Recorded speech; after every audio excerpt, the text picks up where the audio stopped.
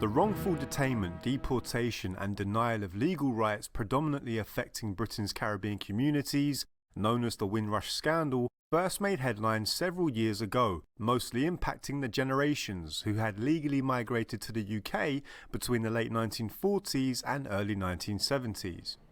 Despite government promises to tackle the problem, many more in Britain's black communities continue to be traumatised by government policies, which critics characterise as racist and which were recently slammed in a High Court ruling, which suggested that Home Office rules impacting those affected by the scandal were irrational and in some cases had even led to the unlawful denial of British citizenship.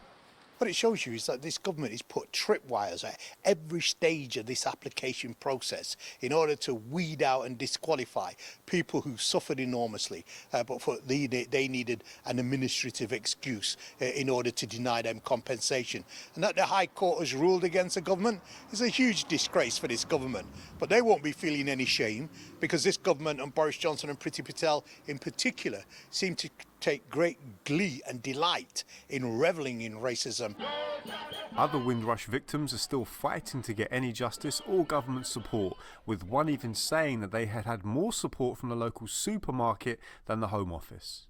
We've had ruthless deportations of Jamaicans who committed no crime other than parking fine and lived here for 20, 30 years, got their families here. All the evidence shows us that when it comes to British immigration policy, it is ruthlessly targeted on the non-white, the African and Muslim and Asian communities. And of that, I don't think there can be any doubt. The Windrush scandal, which first made headlines several years ago, continues with more deportations likely planned in the near future, with the government remaining squarely in the spotlight with thousands of people demanding action.